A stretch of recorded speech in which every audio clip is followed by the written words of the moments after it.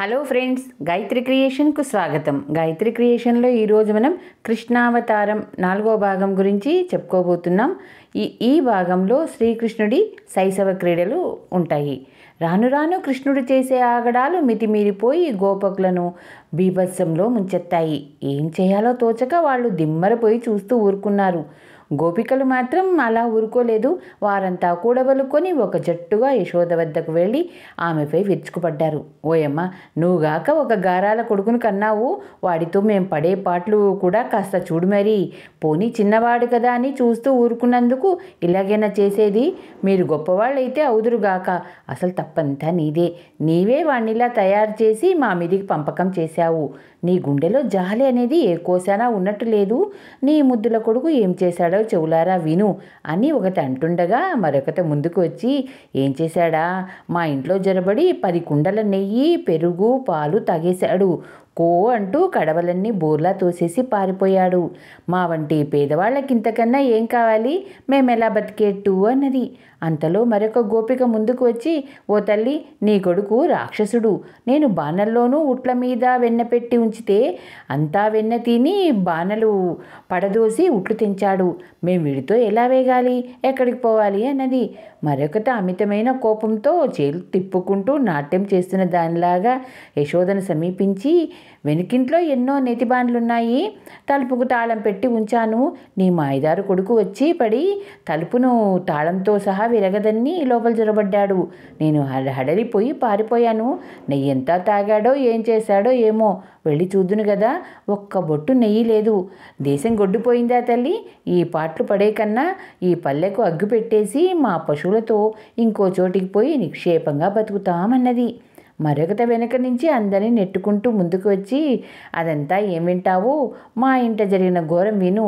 నీ రాలుగాయి కొడుకు మా ఇంట జరబడి 10 కుండల నెయ్యి, పాలు, పెరుగు ఇల్లంతా ఈ లోతున విరజిమ్మి, ఖాళీ కుండలు చేతుల కాళ్ళ తన్ని వంట కుండలన్నీ అన్నము, కూరలు, పాయసము కుర్రకారు చేత తినిపించి కుండలన్నీ పగలగొట్టి దూడలను ఆవుల వద్దకు విడిచాడు. ఇంట్లో ఏడ్చే బిడ్డకు ఒక్క చుక్క వెన్న కానీ, పాలు కానీ, పెరుగు కానీ లేదు అన్నది. మరొకట ఏడుపు గొంతుతో, నా మొగుడు పిల్లలు తినాలని మోజు పడితే పాలు, పిండి వంటలు, కలకండ, వెన్న కలిపి అట్లు పోసి కుండల దొంతరలో పెట్టాను. నీ కొడుకు వచ్చి కుండలన్నీ దించి అవన్నీ తినేశాడు. వాడి కడుపులో ఏం భూతాలున్నాయి ఏమో. నిజం చెప్పితే నా మొగుడు నమ్ముతాడా తల్లి అన్నది. ఈ విధంగా ఒకరిని మించి ఒకరు యశోదకు కృష్ణుడిపై చాడీలు చెప్పారు. ఒకరింట బాణల్లో కలిపెట్టి ఉంచిన పిండి, పంచదార తినేశాడు. అంతటితో పోక కుండల్లో ఉన్న అన్నమంతా తినేశాడు. ఇవి చిన్నపిల్లలు చేసే పనులేనా? మరొకరి ఆవులను, దూడలను అడవిలోకి తరిమేశాడు. ఆ సమయానికి ఇంటి యజమాని కొడుకు ఇంట లేరు. అన్నీ అమానుషమైన పనులే. అందరూ అన్నీ చెప్పి ఆఖరు మాటగా, మేమెక్కడికన్నా వెళ్ళిపోతాం, నీవు నీ కొడుకు ఉట్టి కట్టుకు ఊరేగండి అని తేల్చి చెప్పారు. అందరి మాటలు విని యశోద ప్రతి ఒక్కరిని ఓదార్చి, మీకు కలిగిన నష్టమంతా నేను తీర్చుకుంటాను, విచారించకండి. కానీ మీరు లేకుండా మాకెలా గడుస్తుంది? బిడ్డ ఇలాంటి రాక్షస పనులు చేశాడో లేదో, మీరేమో చేశాడంటున్నారు. మీరైనా అబద్ధాలు ఎందుకు చెప్తారు? ఇక చూడండి, పిల్లవాడిని ఎలా అదుపులో ఉంచుతానో. మీరేమాత్రం సందేహించక మీ ఇళ్లకు వెళ్ళిపోండి అని గోపికలను పంపేసింది. తర్వాత ఆమె కృష్ణుని చేరదీసి, ఎందుకురా బాబు వాళ్ళ ఇళ్లకు వీళ్ళ ఇళ్లకు పోతావు? నీకు వెన్న పాలు కరువాయా? నేను ఇస్తాను, పాలు తాగు. గుక్కడి తల్లి పాలకు పుట్టెడు ఇతర పాలు సమం కాదు. అయిన వాళ్ళతో ఇలా పేచీలు ఎందుకు తెస్తావు అంటూ తన కొడుక్కి పాలిచ్చి చెక్కలు నొక్కి తల వాసన చూసి ముద్దులు పెట్టుకొని చివరకు, పొద్దునే లేచి నీ అల్లరి పనులు వినటంనే సరిపోయింది. ఇంత పనికిమాలిన వాడివి, నిన్నేమనాలి? విడిచిపెట్టానంటే మళ్ళీ పోయి ఆగిలి చేస్తావు. దుష్టుని దయతలిసి రాదు అంటూ కృష్ణుని రెక్క పెట్టుకొని బండి సమీపానికి తీసుకుపోయి పెద్ద రోలుకు పిల్లవాడిని నడుముకు పెయ్య తాడు కట్టి బెత్తం ఒకటి తీసుకొని, కదిలావా మత్తుతాను, ఎలా కదులుతావో నేను చూస్తాను అని తన ఇంటి పనిలో నిమగ్నాలైంది. కొంచెంసేపు గడిచింది. కృష్ణుడు తాడు పట్టి రోటిని తన దగ్గరికి ఈడ్చుకున్నాడు. పశువుల ఆవరణ ద్వారం సమీపించాడు. 2 మద్ది చెట్లు దగ్గరగా ఉన్నాయి. కృష్ణుడు రోటిని ఒడుపుగా మద్దిమానులకు చొరబెట్టి తాను వాటి మధ్య దూరి అవతలకు వెళ్ళి బలం కొద్దీ లాగాడు. 2 మాన్లు పెళపెళ విరిగి పడిపోయాయి.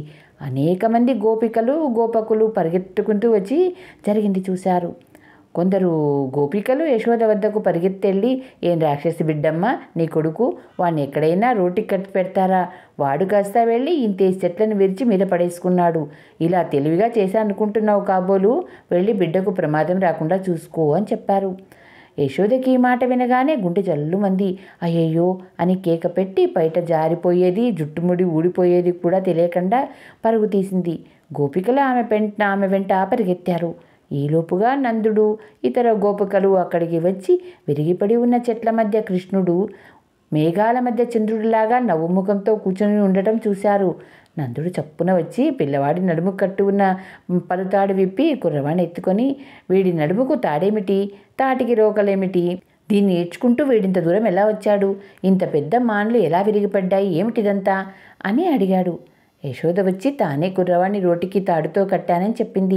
నందుడు తన కొడుకు బలసత్వాలు లోపల ఆశ్చర్యపోయి పరమానందం చెందాడు. ముసలి గోపికలు ఇదేమీ అంతు చిక్కలేదు.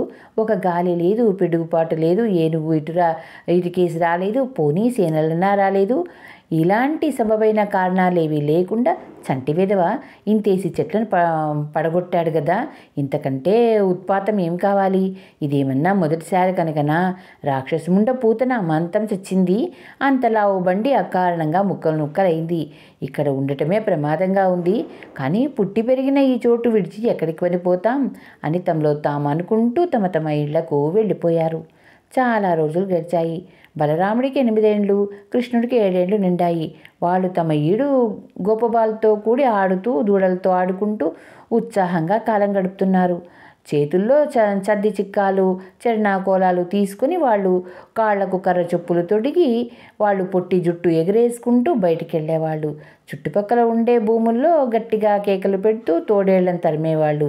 సరదాగా పాటలు పాడేవాళ్ళు, కూతలు పెట్టేవాళ్ళు, చెట్లెక్కేవాళ్ళు, తేనె పట్టి కనిపిస్తే తేనె తాగేవాళ్ళు, తెచ్చుకున్న అన్నాలు తినేవాళ్ళు. ఆ యాదవ బాలులకు జీవితం మధురమైన ఆట విడుపులాగా సాగింది. ఇలా కాలం గడుస్తుండగా ఒకనాడు కృష్ణుడు బలరాముడితో ఇలా అన్నాడు. అన్నా, మనం ఈ వనంలోనే పుట్టాం, ఇన్నాళ్ళు ఇక్కడే పెరిగాం. మందలు గోపకులు ఇంతకాలం పాటు ఒకే చోట ఉండటం మంచిదా? మేత బీళ్ళన్నిటినీ పశువులు మంటగట్టిచ్చేశాయి, చెట్ల సరుడు బట్టి ధ్వంసమైనాయి, చెరువులు మడుగులు రొంపిగుంటలైనాయి. కూరలు కట్టెలు కావాలంటే చాలా దూరం వెళ్ళవలసి వస్తుంది. కనుక మనం ఈ ప్రదేశం వదిలిపెట్టి బృందావనికి వెళ్ళిపోదాం. అది చాలా అందమైన వనమని చెబుతారు. అక్కడ గోవర్ధనగిరి ఉన్నదట. దానిపైన భాండివం అనే పేరు గల మహావృక్షం ఉన్నదట. బృందావనం మధ్య కాళింది నది ప్రవహిస్తూ ఉంటుందట. అక్కడికి వెళ్ళిపోయి సుఖంగా బతుకు. ముసలివాళ్ళు ఈ చోటు విడవడానికి ఇష్టపడకుండా ఉన్నారు. వాళ్ళని అదరగొట్టడానికి ఒక ఉపాయం చేస్తాను చూడు అని ఇలా అంటుండగానే కృష్ణుడి శరీరం నుంచి వందల సంఖ్యలో, వేల సంఖ్యలో తోడేళ్ల గుంపులుగా బయలుదేరి చుట్టుపక్కల ప్రదేశమంతటా పరిగెత్తసాగాయి. గోపికలకు గాబరా పుట్టింది. ఈ తోడేళ్ల దౌష్టం అసాధారణంగా కనపడింది. వాటిని వేటాడడం గోపకులకు ఎంత మాత్రం సాధ్యం కాలేదు. పులులను సైతం నిల్వనేయకుండా ఆంబోతులు అవి అరిచి చంపేశాయి. కాచేవాళ్ళు తల తిప్పి చూసేలోగా ఎటు నుంచి వచ్చి అవి ఒక దూడలను కాజేసుకుపోయాయి. ఈ ఉత్పాతానికి తోడు రాత్రి సమయాల్లో పులుల రంకెలు, సింహాల గర్జనలు వినిపించసాగాయి. పెద్ద పెద్ద పందులు వచ్చి ఎక్కడ పడితే అక్కడ గుంటలు తవ్వుతున్నాయి. గోపకుల పెద్దలంతా చేరి చర్చించారు. ఇదివరకు జరిగిన ఉత్పాతాలకే బెదిరిపోయి కూడా ఉన్నారు.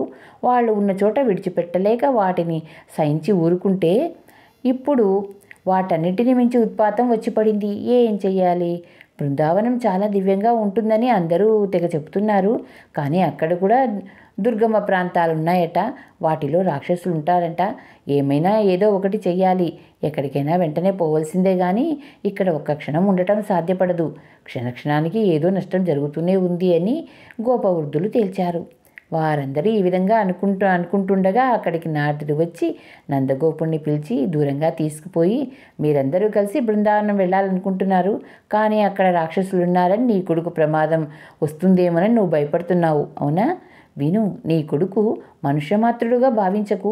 అతను రాక్షసులను చంపటానికి అవతారం ఎత్తిన ఆదినారాయణుడు. కృష్ణుడు బలరాముడు కూడా నారాయణంశ పుట్టిన వాళ్లే. కృష్ణుణ్ణి చంపటానికి రాక్షసులు పూతన రూపంలో వచ్చి బండిలో దాగి మద్ది చెట్ల రూపంలో ధరించి అతను చంపలేకపోగా తామే అతని చేతిలో చచ్చారు. నువ్వు ప్రత్యక్షంగా చూశావు కదా. అందుచేత ఏమాత్రం సంకోచం లేకుండా మీ అందరి నివాసం బృందావనానికి మార్చు. తప్పక మేలు జరుగుతుంది అని చెప్పాడు. నారదుడు కృష్ణుడిని కూడా చూసి అదే మాట చెప్పి వెళ్ళిన తర్వాత నందగోపుడు మిగిలిన గోపకులతో మనమంతా బృందావనానికి తరలిపోదాం, అదే నిశ్చయం. అందరూ అందుగాను ప్రయాణ సన్నాహం ప్రారంభించండి అన్నాడు. ధన్యవాదాలు. ఈ విధంగా కృష్ణుడు బృందావనానికి బయలుదేరుతున్నాడు. చివరగా మీకో మాట, నా ఛానల్లోని కథలు మరియు వంటలు మీకు నచ్చినట్టయితే ఓ లైక్ చేయండి. మీ బంధువులకు, స్నేహితులకు, తెలిసిన వాళ్లకు షేర్ చేయండి. మరిన్ని టేస్టీ వంటల కోసం, మరిన్ని మంచి మంచి కథల కోసం గాయత్రి క్రియేషన్ను సబ్స్క్రైబ్ చేసుకోండి. ధన్యవాదాలు.